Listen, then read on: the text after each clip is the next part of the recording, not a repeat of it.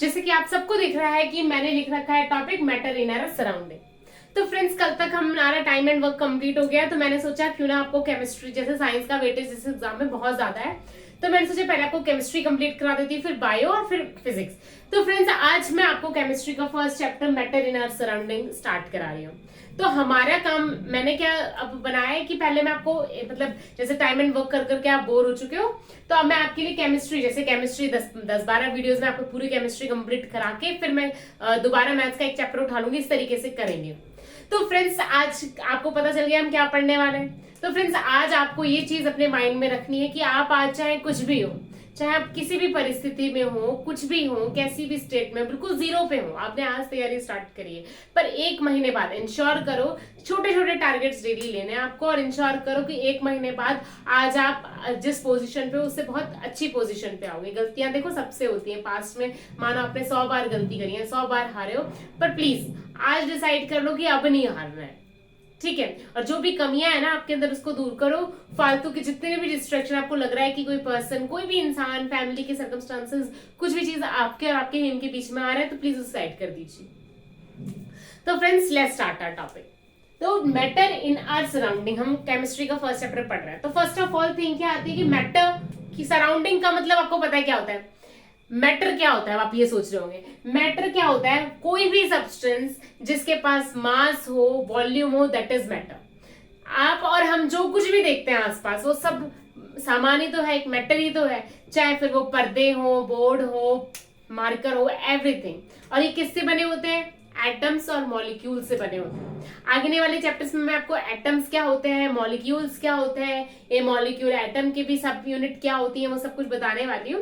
But first of all मैं आपको बिल्कुल बेस से स्टार्ट करने वाली हूँ कि मैटर इन आवर सराउंडिंग आपका चैप्टर है, जिसमें मैटर क्या होता है हम पहले वो समझ रहे हैं कि कुछ भी चीज दुनिया में जिसके पास मास है, जिसका खुद का वॉल्यूम हो, दैट इज मैटर।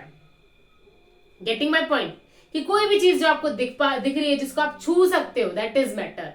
ओके। तो फ्रेंड्स, मैटर ये है सराउंडिंग, जो भी चीजें हमारे आसपास है, जो हमें दिख रही हैं, जो मास है, जिनकी वॉल्यूम है, वो मैटर काउंट होता है, ठीक है। उसको हम क्या बोलते हैं, मैटर। अब मैटर कितने टाइप के होते हैं, 3 बेसिकली। तो सॉलिड, लिक्विड, गैस। अब सॉलिड क्या होता है, सॉलिड वो सब्सटेंसेस होता है जिनकी फिक्स्ड शेप होती है। फॉर एग्जांपल ये मार्कर है, इसकी ये जो शेप है ये फिक्स है, तो दैट इज सॉलिड, ठीक है। दूसरा पॉइंट, फिक्स वॉल्यूम हो, जैसे अब इसका जो वेट है, मान लो इसका वेट है 50 ग्राम, तो 50 ग्राम अगर इसका वेट है, तो इसका ये जो 50 ग्राम है, that is it's fix volume, ठीक है।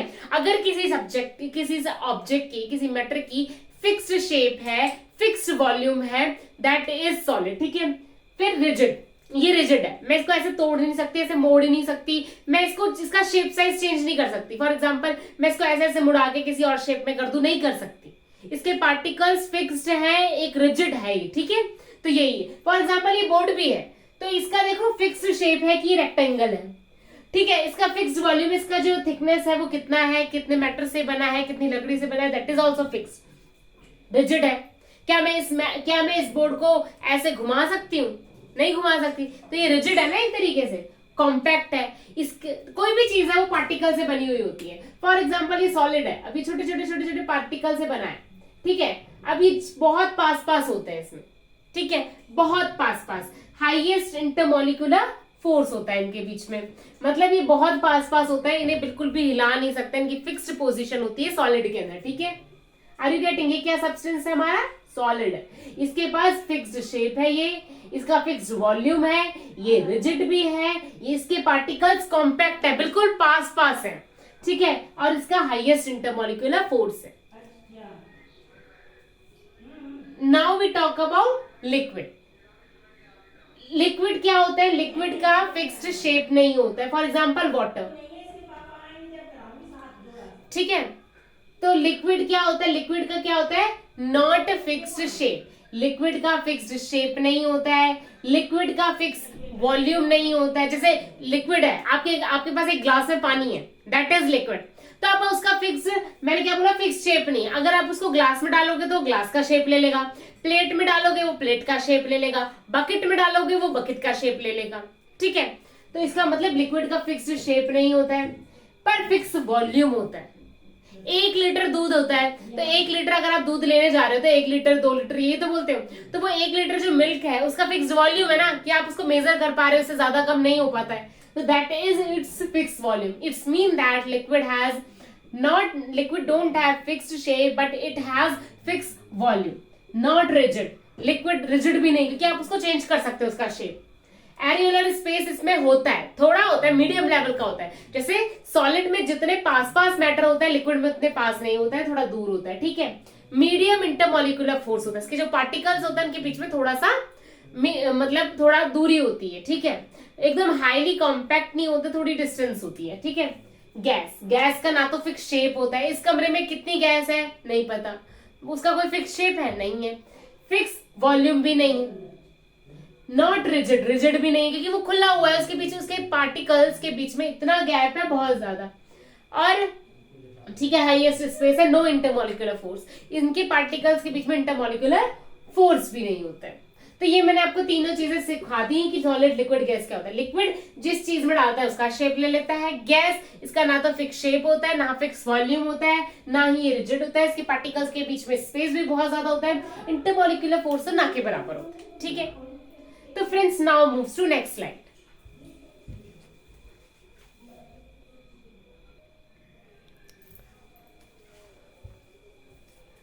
तो फ्रेंड्स अब मैं आपके लिए एक नई स्लाइड लेके आई, जिसमें मैं आपको कुछ और चीजें समझाने वाली हूँ.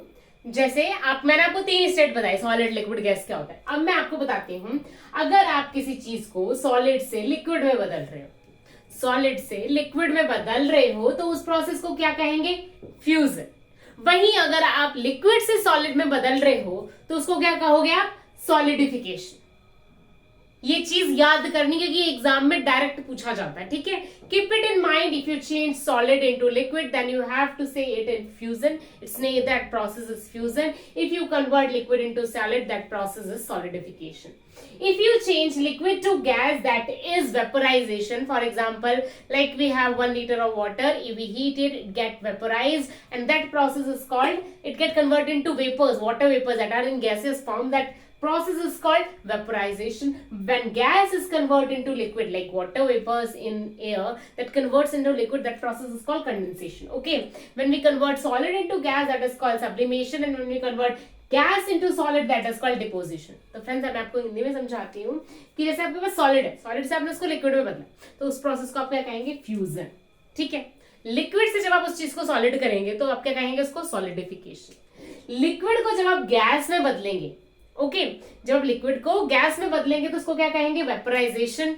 और जब गैस लिक्विड में बदलेगा, गैस को लिक्विड में बदलेंगे तो उसको क्या कहेंगे? Condensation. Please keep it in mind, ये जो मैं टर्म्स बोल रही हूँ ये आपको एग्जाम से पूछे जाते हैं. जब गैस को डायरेक्टली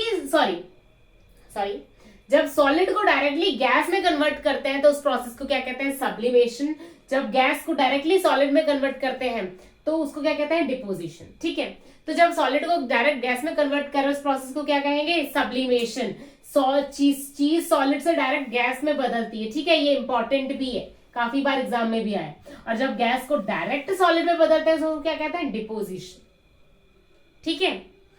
तो फ्रेंड्स इसके एग्जांपल्स होते हैं, जैसे फॉर एग्जांपल नेफ्थलीन बॉल्स. ठीक है. उनको आप रखोगे तो वो डायरेक्ट सॉलिड से गैस में बदल जाती है, लिक्विड फेज नहीं आता है बीच का. ठीक है. सॉलिड, अब मैं आपको बताती हूँ, सॉलिड से लिक्विड में बदल रहे हैं तो क्या कहेंगे? उसे फ्यूजन. लिक्विड से सॉलिड में बदल रहे हैं तो क्या कहेंगे? सॉलिडिफिकेशन. लिक्विड से गैस में बदल रहे हैं तो क्या कहेंगे? वेपराइजेशन. गैस से लिक्विड में बदल रहे हैं तो क्या कहेंगे? कंडेंसेशन. सॉलिड से गैस में बदल रहे हैं तो क्या कहेंगे? सब्लिमेशन. गैस से सॉलिड में बदल रहे हैं तो क्या कहेंगे? Deposition. Are you getting it? ये चीजें समझ आ रही हैं? इस पूरे डायग्राम को आपको अपने दिमाग में ना फिक्स्ड कर लेना है, शेप कर लेना है, दिमाग में छाप लेना है मतलब. ठीक है. अब देखो फॉर एग्जांपल, जैसे कि मेरे पास पानी का सॉलिड फॉर्म क्या होता है? बर्फ. ठीक है. उसका गैसेस फॉर्म क्या होता है? वेपर्स. तो जब मैं बर्फ को पिघलाऊंगी लिक्विड में, मेरे पास आइस क्यूब्स है, मैंने उसको ग्लास में डाला और उसको पिघलाने रख दिया. तो जब मैंने उस आइस क्यूब को पिघलाने रख दिया है तो उसको क्या कहूंगी मैं? फ्यूजन. और जब मैं पानी भर के फ्रीज में रख देती हूँ ना कि भाई इसकी बर्फ जम जाएगी, उसको मैं क्या कहूंगी? सॉलिडिफिकेशन. जब मैं उस लिक्विड को गैस में वेपर्स में उबाल रही हूँ और उबल के वो गैस कन्वर्ट हो रहा है, हीट होके वो गैस बन रहा है, तो उसको मैं क्या कहूंगी, वेपराइजेशन। और जब आसमान में जो बादल होते हैं वो बरसते हैं तो वो क्या होता है, कंडेंसेशन, क्योंकि गैस लिक्विड में कन्वर्ट हुई है। सॉलिड को जब मैं डायरेक्ट गैस में कन्वर्ट करती हूँ दैट इज सब्लिमेशन, और जब मैं गैस को डायरेक्ट सॉलिड में कन्वर्ट करती हूँ that is deposition. So are you getting my point? So friends wait for the next slide.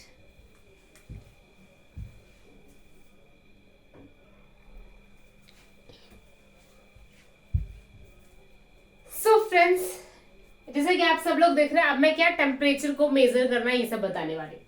तो आपके पास किसी भी चीज है उसका तापमान क्या है ये मेजर करने के लिए आपके पास 3 यूनिट होती है, एक तो सेल्सियस, एक केल्विन और एक फ़ारेनहाइट, ठीक है। तो जब आपको केल्विन में फाइंड आउट करना है, सेल्सियस को केल्विन में बदलना है, तो आप क्या करेंगे, Kelvin is equal to Celsius plus